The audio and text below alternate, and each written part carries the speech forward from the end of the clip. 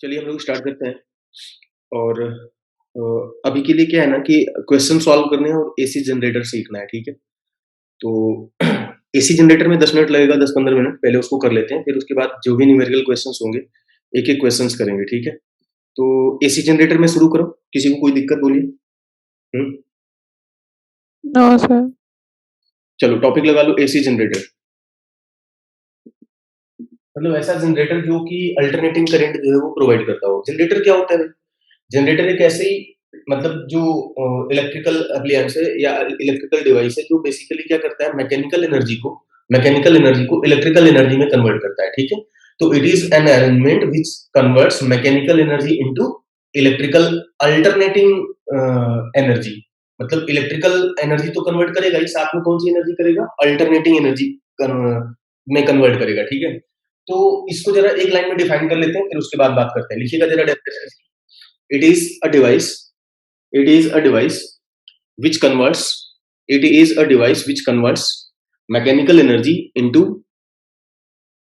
mechanical energy into electrical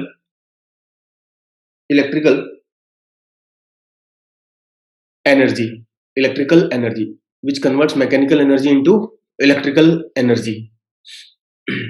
ठीक है? कैसे करेगा वो हम अभी सीखेंगे। नीचे लिखिए इसका प्रिंसिपल, किस प्रिंसिपल पे वर्क करता है ये। प्रिंसिपल लिखिएगा। तो इसका प्रिंसिपल होता है electromagnetic induction.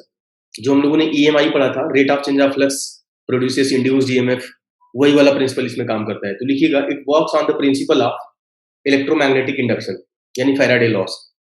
It works on the principle of electromagnetic induction.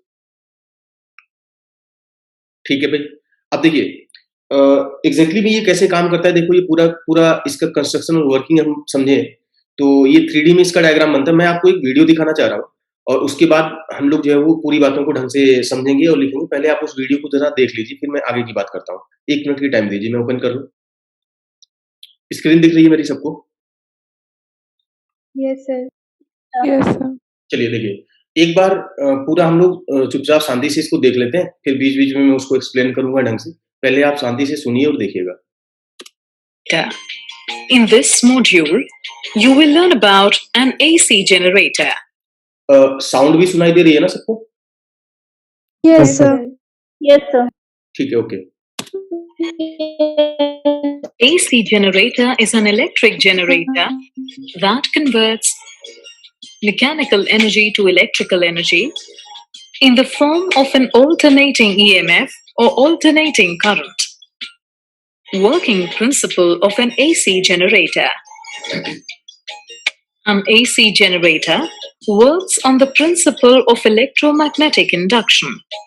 In electromagnetic induction, when there is a relative motion between a coil and a magnetic field, an electric current or EMF is induced in the coil. Parts of an AC generator. An AC generator has an armature ABCD. It is a rectangular coil with many turns wound around a soft iron core. A shaft. It can be rotated rapidly.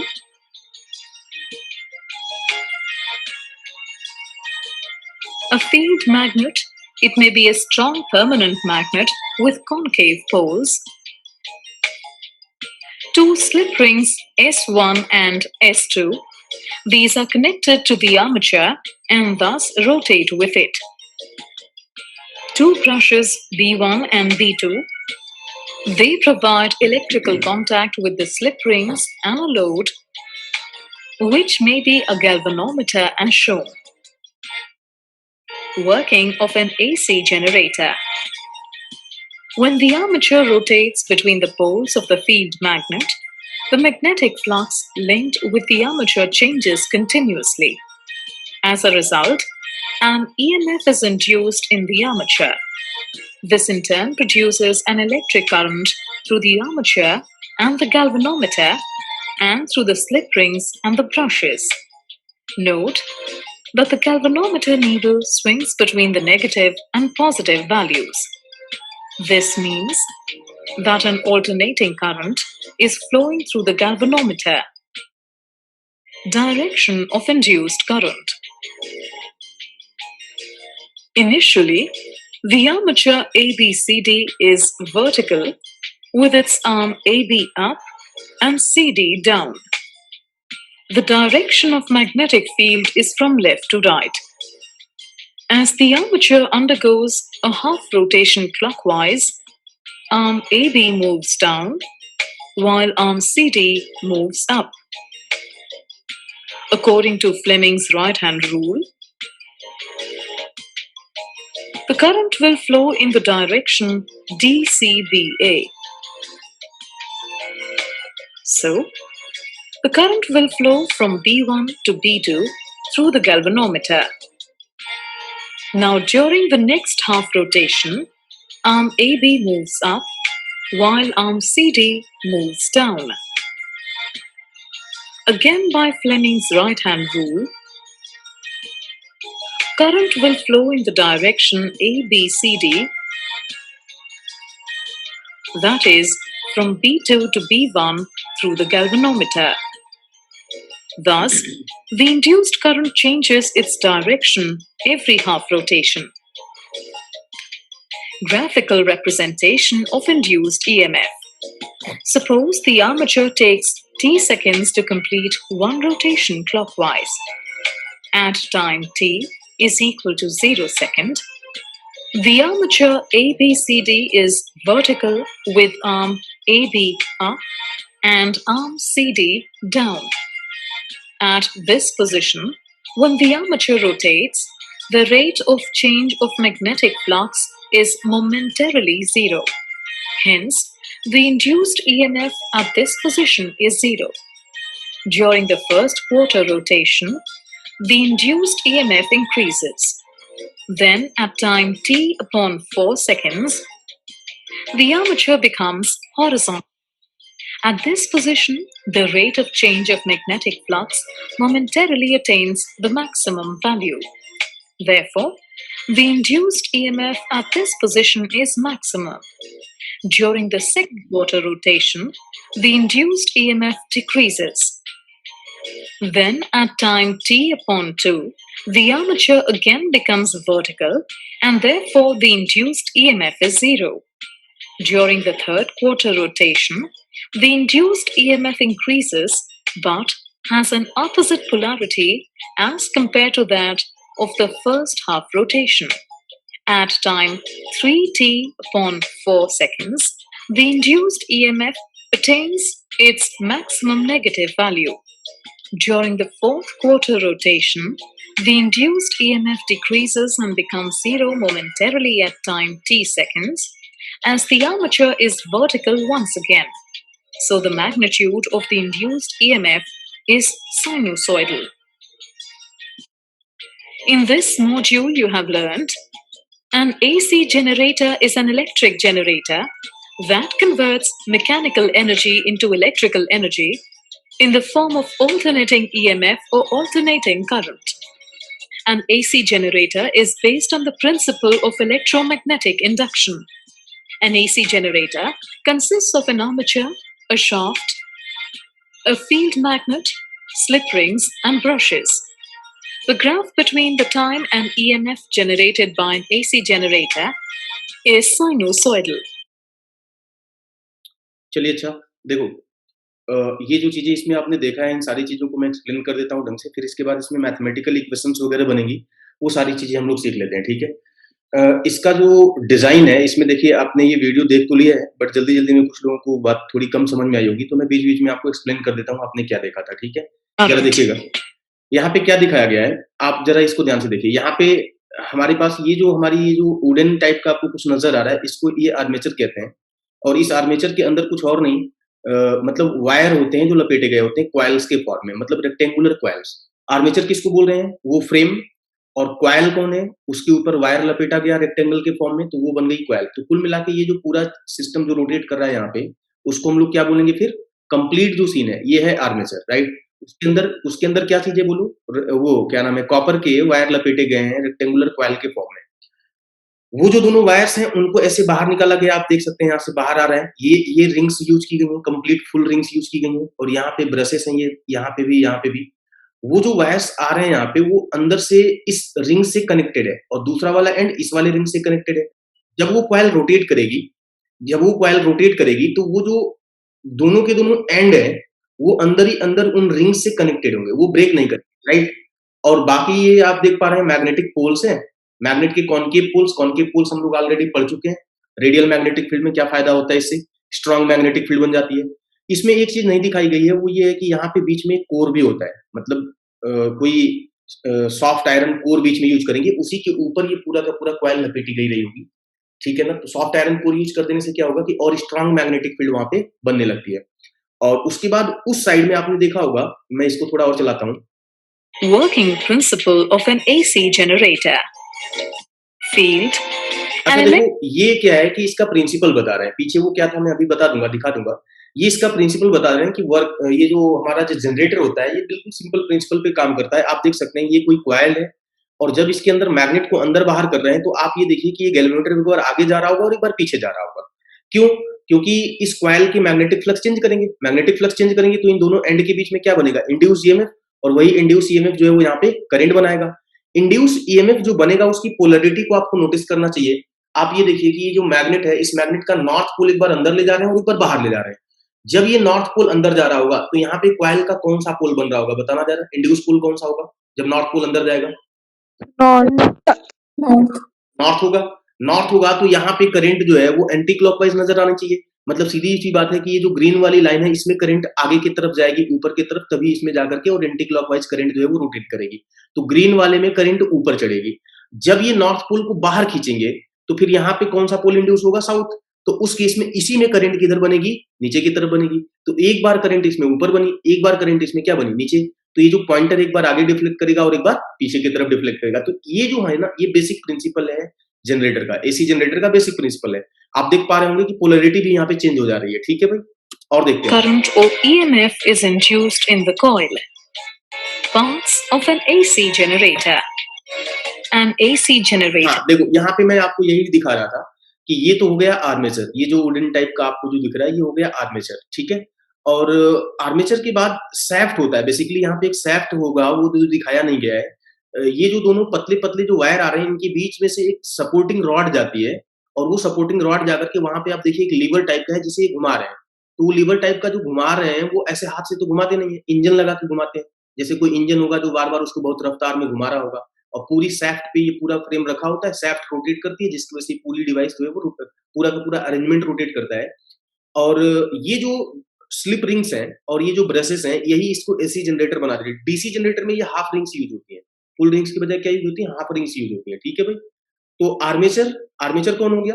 ये पूरा system. Shaft कौन हो गया? ये बीच वाली rod. In fact आप थोड़ी देर के लिए इसको मान सकते हो क्योंकि इसी को घुमाओगे सैफ्ट पूरा घूमती है, ठीक है? स्लिप रिंग्स आप देख पा रहे हो, ये ब्रशेस हैं कॉन्टेक्ट बनाने के लिए यूज किए गए हैं। मैग्नेट की पोल्स हैं मैग्नेटिक फील्ड बनाने के लिए यूज किए गए हैं। कॉनकेव पोल इसलिए यूज किए गए ताकि स्ट्रॉन्ग मैग्नेटिक फील्ड यहाँ पे बन पाए और ज्यादा से ज्यादा ईएमएफ जो है वो प्रोड्यूस हो, ठीक है? तो ये इसके पार्ट्स हो गए। Has an armature A, B, C, D. It is a rectangular coil, concave poles.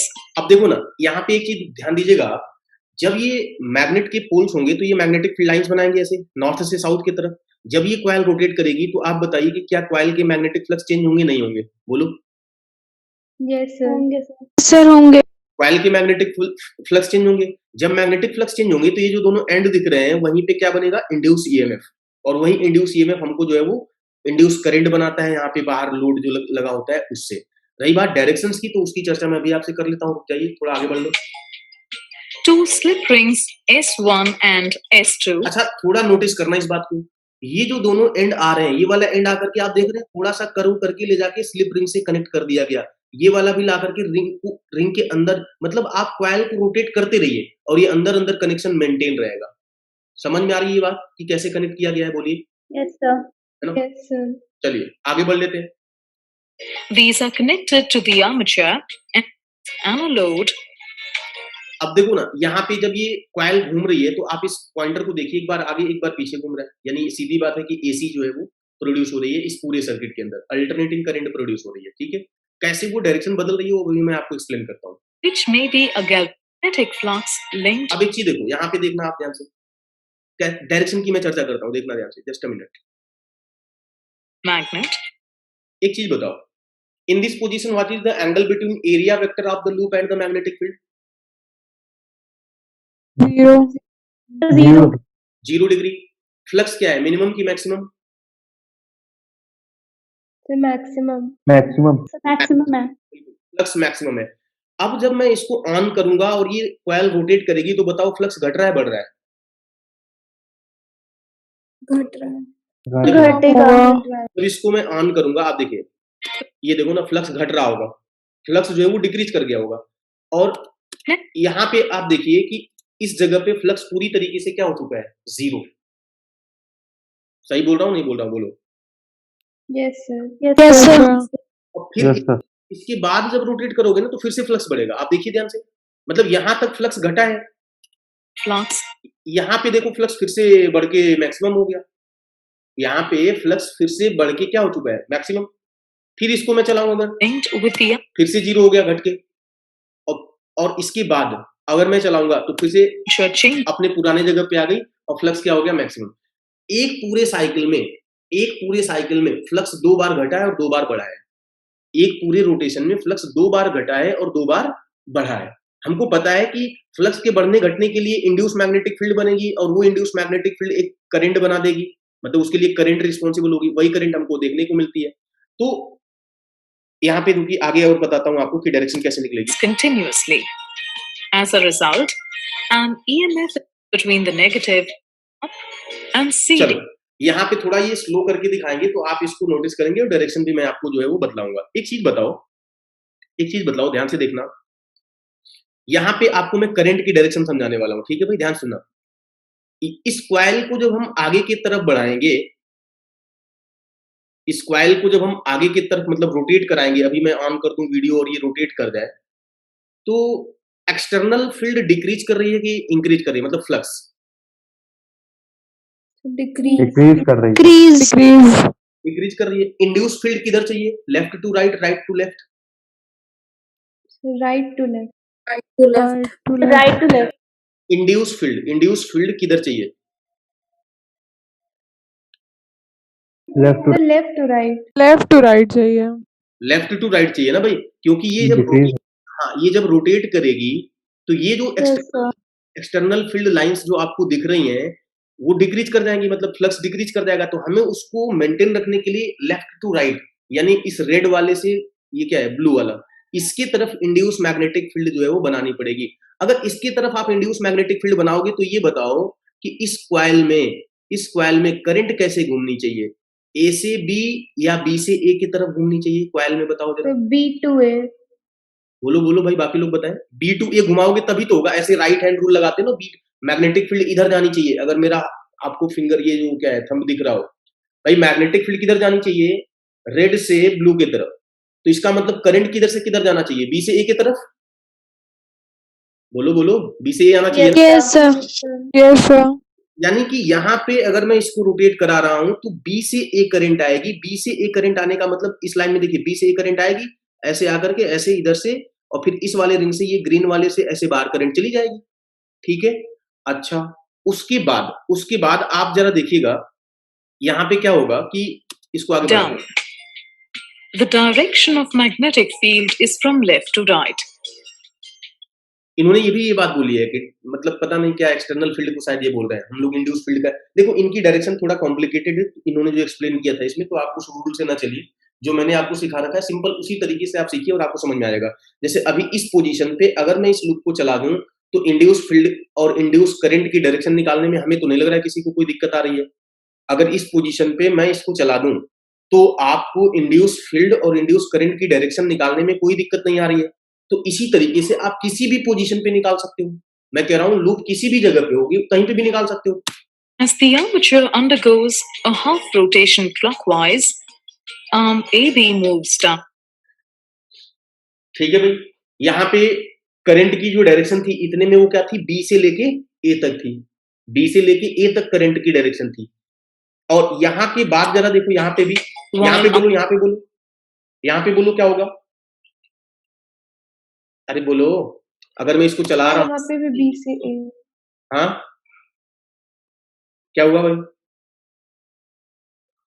यहाँ पे करंट की डायरेक्शन बी से ए होगी, ए से बी होगी, जो इस जगह पे मैं चला दूं जहां रोका हो, सर बी टू ए।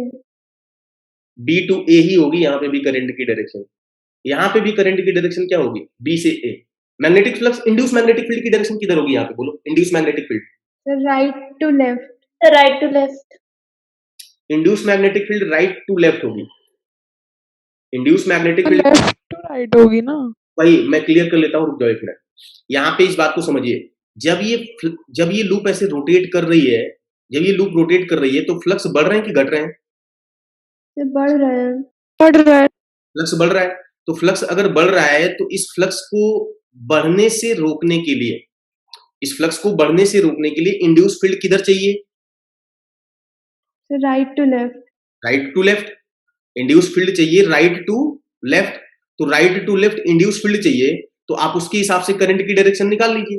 कहने का मतलब क्या है ना कि ये बहुत ही मतलब कुछ ऐसा कॉम्प्लिकेटेड नहीं है। आप किसी भी जगह पे लूप को रख करके और आप ये देखिए कि घुमाने के बाद फ्लक्स घट रहा है कि बढ़ रहा है, फ्लक्स घट रहा है कि बढ़ रहा है, उसके हिसाब से बना लोगे। वैसे इस चीज का न्यूमेरिकल में भी कहीं कोई यूज नहीं आएगा, ना आपको मतलब कहीं से अलग कोई लाइन लिखनी है, बस समझना था कि ठीक है करंट की डायरेक्शन जो है वो कैसे चेंज करेगी। तो यहाँ पे तो आप देखिए करंट की डायरेक्शन बी से ए ही है, सिर्फ उसकी वैल्यू कहीं घट रही है कहीं बढ़ रही है। मगर इसके बाद देखो, यहाँ के बाद से जब आप करोगे ना तो करंट की डायरेक्शन उसी वाले में बदल जाएगी। Fleming's right-hand rule,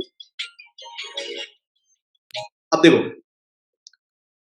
यहाँ पे बात समझिए, देखिए मैं क्या बोलना चाह रहा हूँ कि करंट की जो डायरेक्शन है इसको निकालने के लिए अलग से हमारे पास कोई रूल नहीं है, ठीक है। जो पीछे से हम इंड्यूस मैग्नेटिक फील्ड और इंड्यूस करंट की डायरेक्शन निकालने का तरीका सीख चुके हैं, वही है। आप प्रॉपर वे में देखिए, लूप के रोटेट करने से क्या हो रहा है, इंड्यूस मैग्नेटिक फील्ड किधर बननी चाहिए, उसके हिसाब से हम ये डिसाइड कर सकते हैं कि इंड्यूस करंट की डायरेक्शन किधर होगी।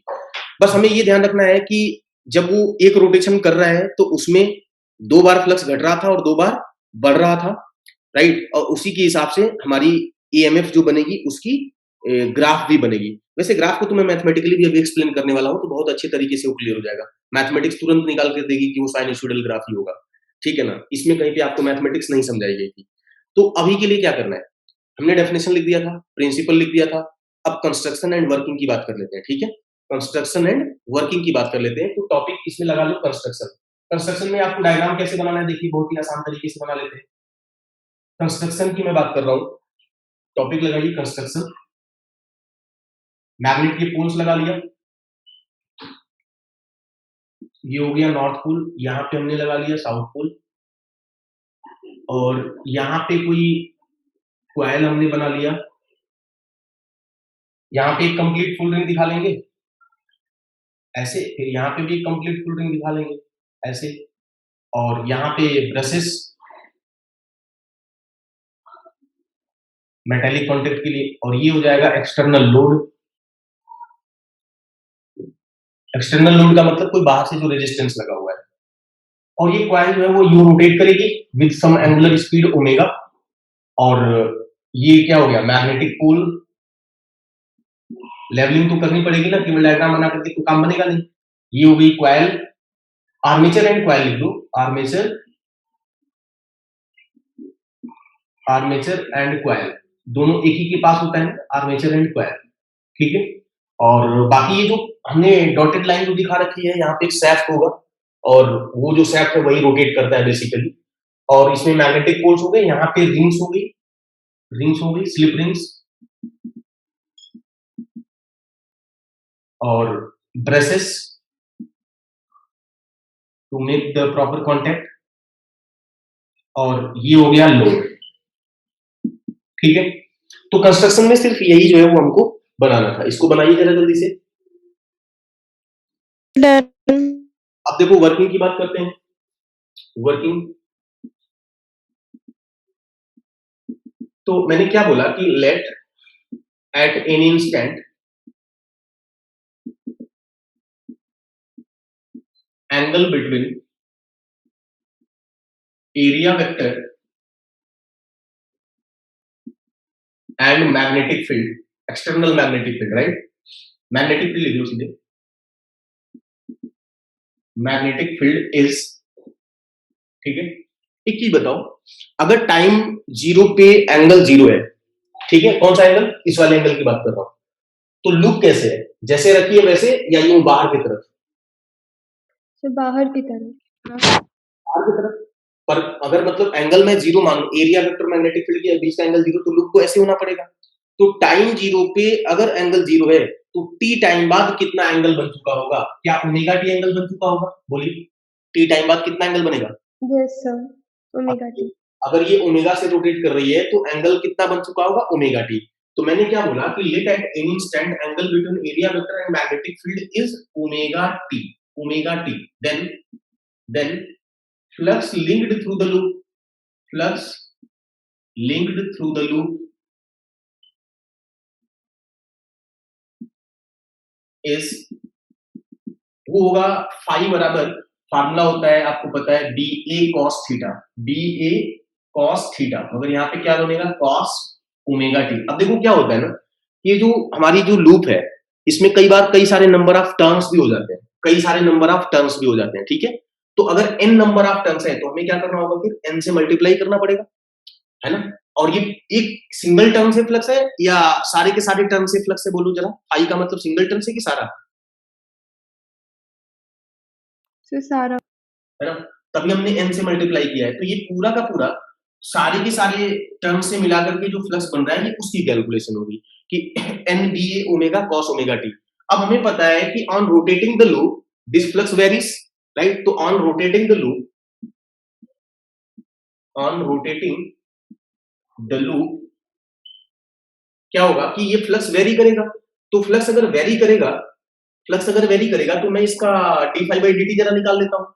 तो d phi by d t equal to, d phi by d t equal to क्या बनने वाला है? जरा देखिए, d phi by d t equal to क्या बनेगा? या ऐसे भी आप कर सकते हो कि जब रोटेट करोगे फ्लक्स वेरी करेगा तो सीधी सी बात है इंड्यूस ईएमएफ बनेगा। तो सीधे सीधे हम क्यों ना इंड्यूस ईएमएफ की इक्वेशन ही लिख दें। देखिए जरा, on rotating the loop E बराबर क्या होगा? Minus d phi by d t induce EMF by the Faraday law. Induce EMF जो बनेगा on rotating the loop, induce EMF produce across the ends of the loop is equal to minus d phi by dt। और यहाँ पे phi की ये ऊपर वाली value ला करके रख दो, तो E equal to minus d by dt of, और ये बनेगा n ba cos omega t, n ba cos omega t, right. अब देखो इसको जब डिफरेंशिएट करेंगे तो ये आएगा माइनस माइनस मिलके क्या हो जाएगा? प्लस, और क्या आएगा भाई? N B A omega sine omega T, N B A omega sine omega T. ये जो सामने लिखा है ये क्या है?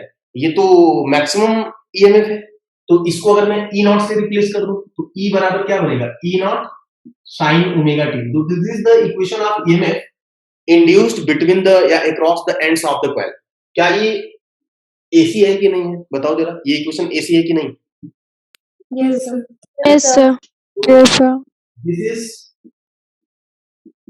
alternating EMF, alternating EMF। तो जो जनरेटर होता है ना, मतलब वो जो सेटअप था उसके दोनों एंड में हमेशा अल्टरनेटिंग ईएमएफ ही बनता है। उसे अगर आपको आउटपुट में लेते टाइम चाहो तो आप एसी डीसी में कन्वर्ट कर सकते हो, बट ओरिजिनली वो हमेशा क्या होता है? एसी। डीसी अगर इसको कन्वर्ट करना होता है तो आप हाफ रिंग यूज कर लो, प्रोडक्शन तो एसी होती है, मगर आप टर्मिनल बदल के करंट की डायरेक्शन कांस्टेंट कर देते हो, वो डीसी में होता है, वो आपके कोर्स में आई नहीं, हमें तो सिर्फ एसी समझना था। तो एसी जनरेटर जो है वो देखो ये इसका आउटपुट आ रहा है, अगर मैं इसका चाहूं तो ग्राफ भी बना सकता हूं, but this is alternating EMF across both the ends of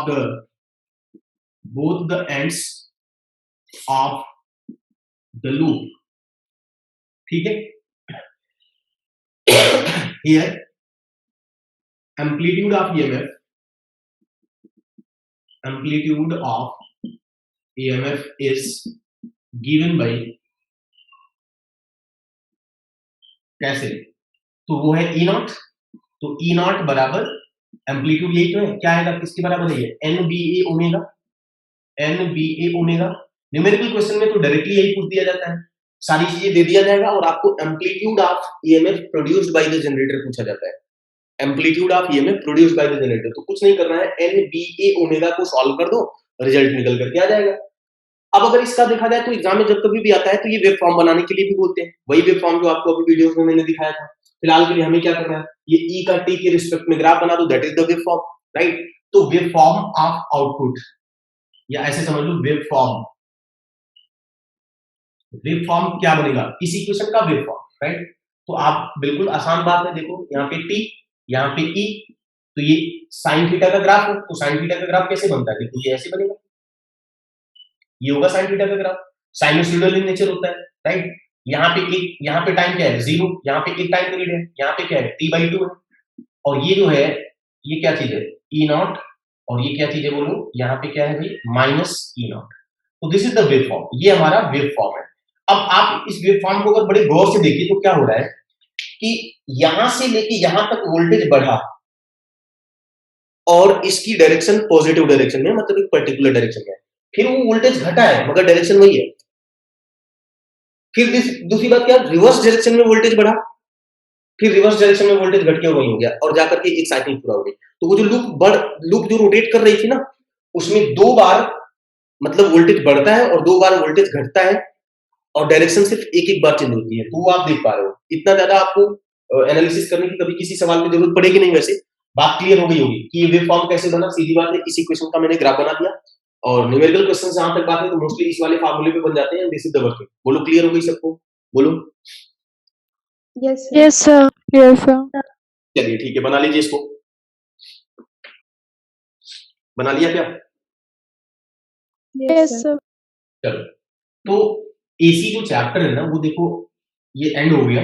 अब हमें सिर्फ न्यूमेरिकल क्वेश्चंस करने हैं, तो मैं आज और कल ये 2 दिन न्यूमेरिकल क्वेश्चंस के लिए देता हूँ, ठीक है।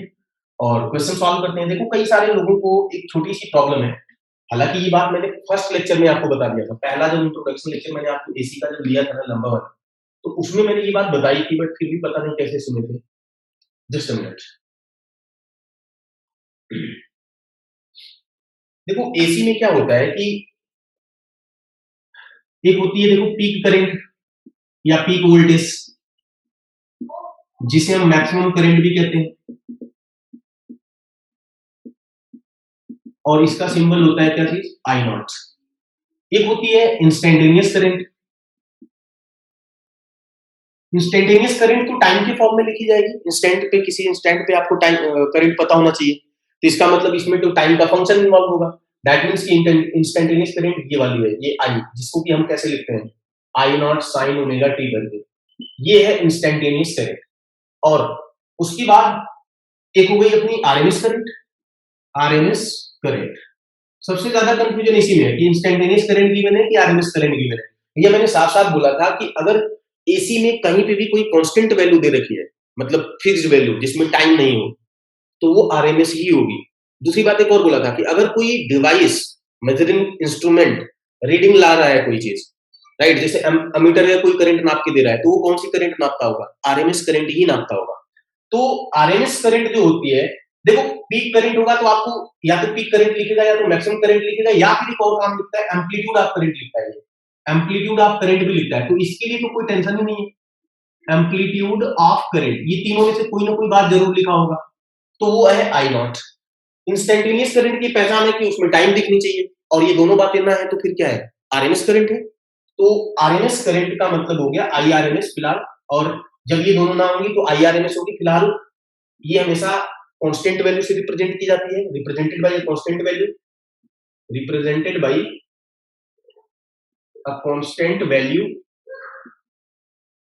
ठीक है, रिप्रेजेंटेड बाय कांस्टेंट वैल्यू या मेजर्ड बाय एनी इंस्ट्रूमेंट, ठीक है, या फिर मेजर्ड बाय एनी इंस्ट्रूमेंट। जैसे एग्जांपल के तौर पे हम कहते हैं कि Indian domestic supply is 220 volt 50 hertz, मान लीजिए ये इंडिया में अपने सप्लाई आती है, तो 220 वोल्ट 50 हर्ट्ज में ये 220 क्या है, बोलो Sir, RMS. RMS voltage. RMS RMS है। किसी दूसरे कंट्री के लिए जाएंगे तो हो सकता है ये ऐसे लिख दें कि 200 वोल्ट या 240 कुछ भी लिख लो, क्या फर्क पड़ता है। तो 240 कई सारे सवालों में आपको दिख जाएगा, और 50 हर्ट्ज की बजाय 60 हर्ट्ज भी लिख लेंगे, हालांकि इंडिया में ऐसा नहीं होता, राइट। तो ये भी फिर से क्या है, आरएमएस वोल्टेज है, ये है वीआरएमएस।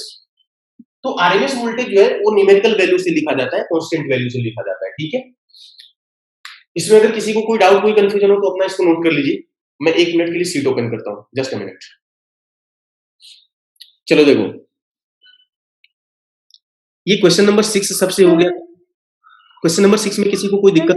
यस सर, हो गया था।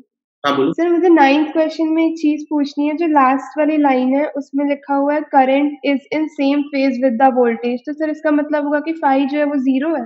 हाँ हाँ ओके बिल्कुल।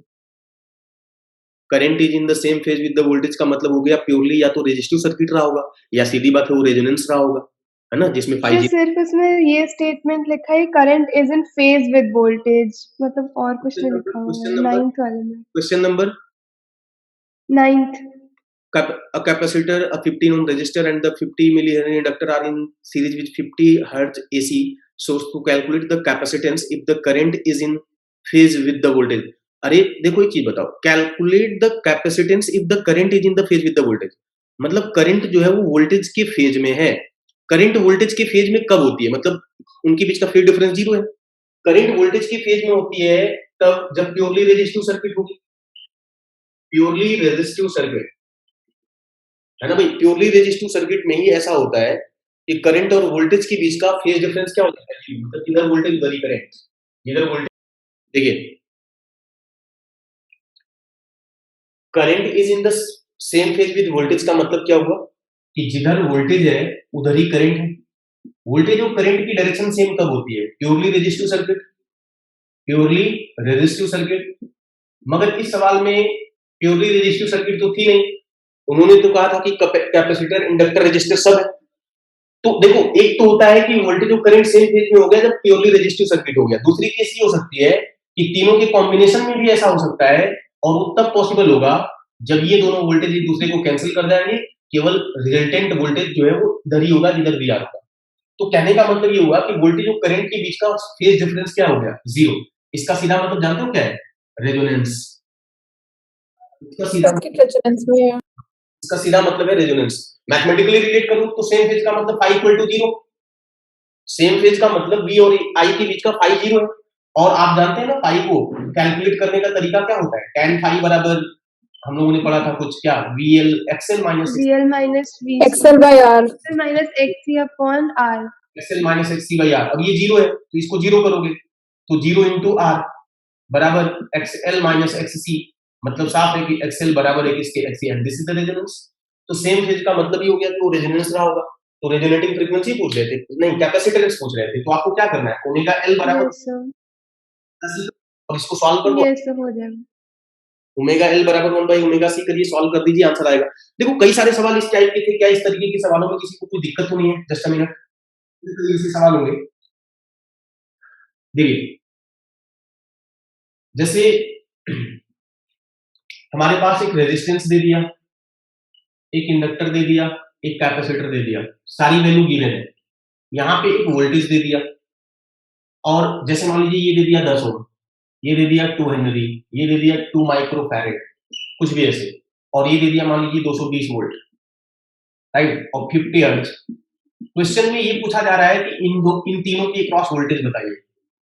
यानी यहाँ पे वोल्टेज जो आएगा VR, यहाँ पे वोल्टेज जो आएगा VL, और यहाँ पे वोल्टेज जो आएगा कितना, VC। आप इन तीनों की वैल्यू बताइए। क्वेश्चन लिखो जरा, क्वेश्चन लिखिए कॉपी में। इन द गिवन डायग्राम, ये जो सामने डायग्राम दिया है, in the given diagram find the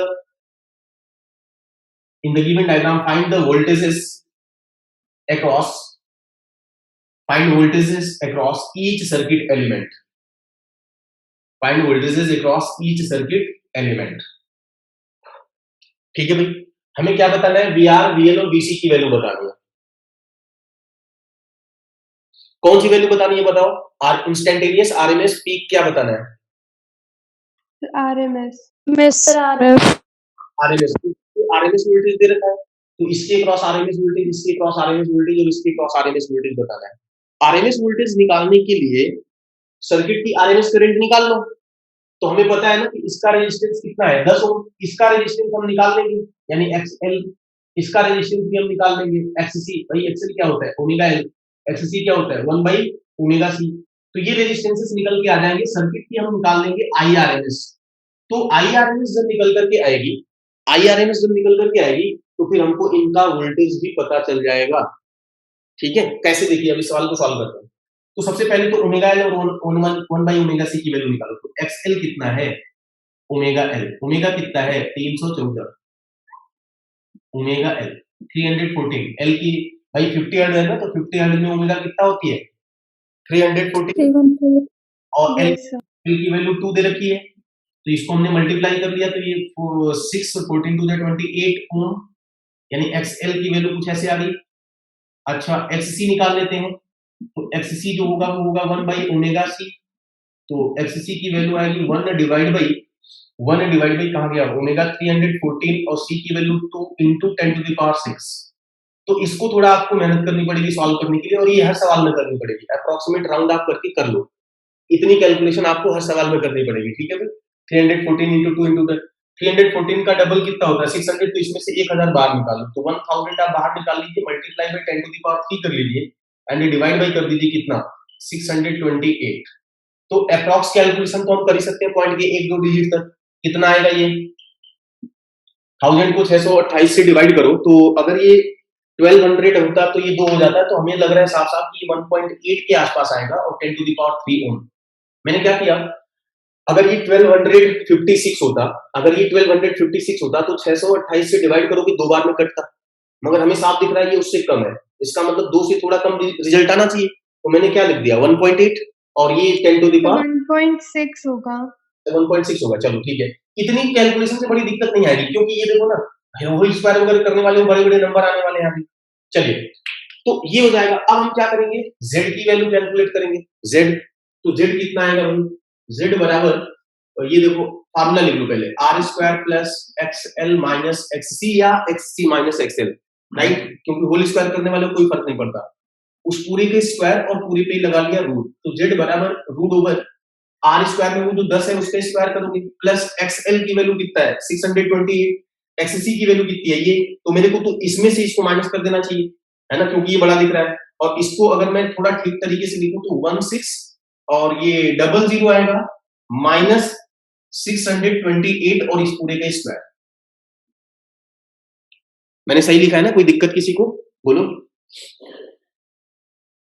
no sir. No, sir. 1600 में से 628 अगर मैं माइनस करूं तो 1000 के आसपास रिजल्ट आ रहा है ना, 1000 के आसपास रिजल्ट आ रहा है। यस तो सर। ये होगा z बराबर, ये देखो 100 प्लस, और इसको मैं 1000 का भी स्क्वायर करने 972 का होल स्क्वायर। अच्छा 972 आएगा।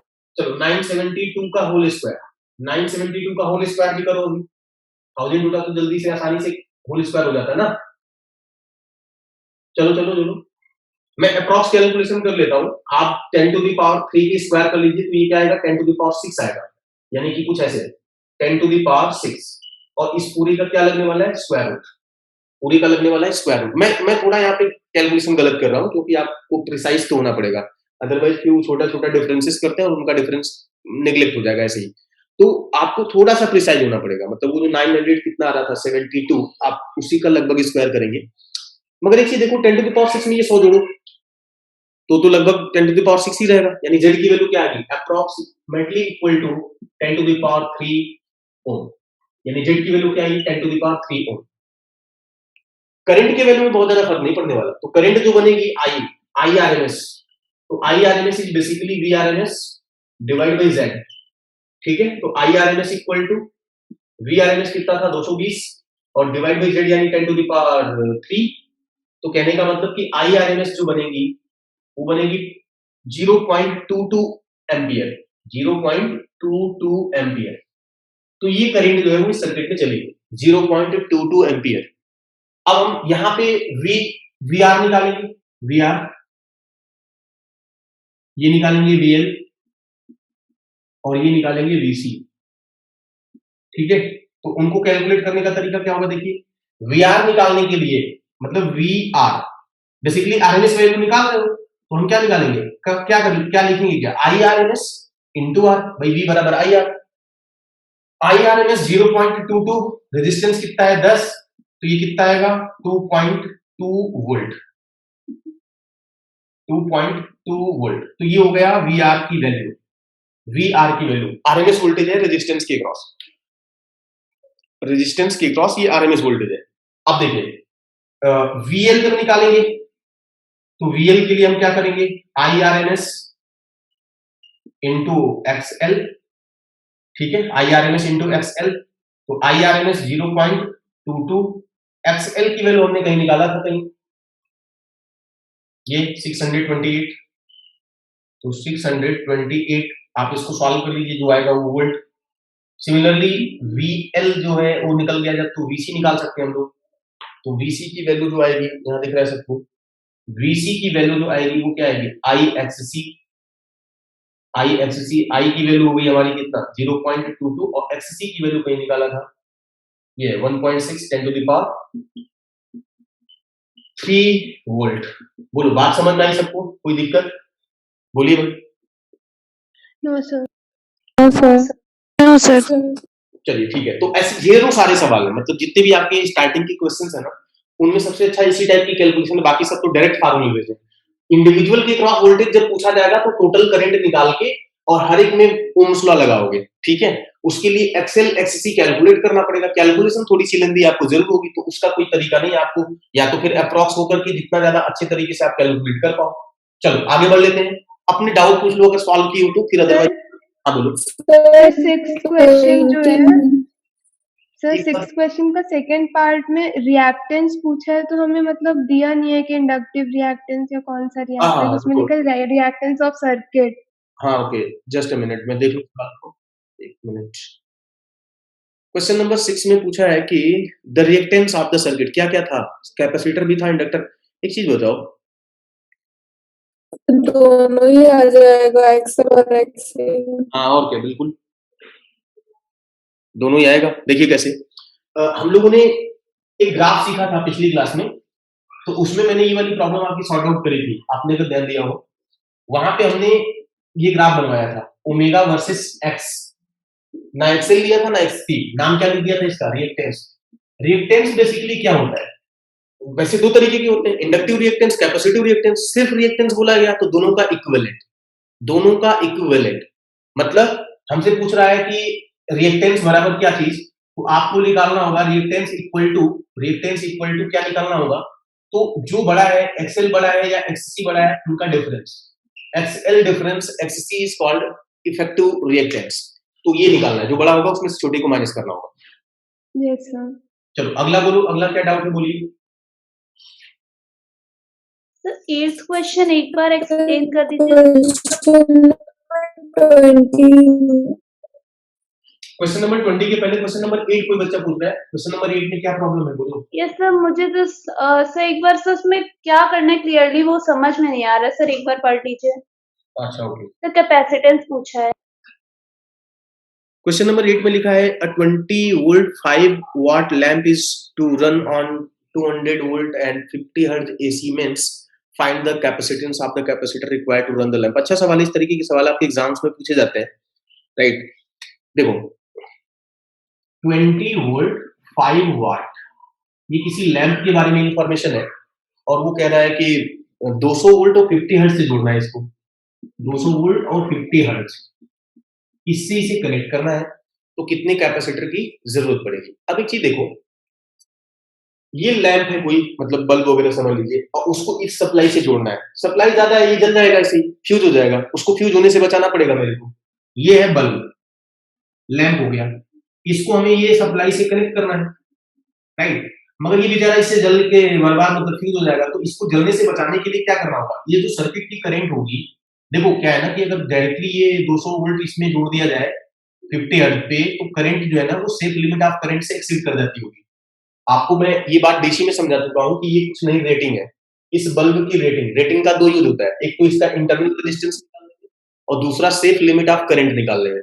ये दोनों चीजें हम निकाल सकते हैं इस वाली डेटा का यूज करके। तो जो सेफ लिमिट ऑफ करंट इसमें होनी चाहिए, ये बैटरी उससे ज्यादा करंट दे देती होगी जिससे उसको जलने का चांस है, मतलब फ्यूज हो जाएगा।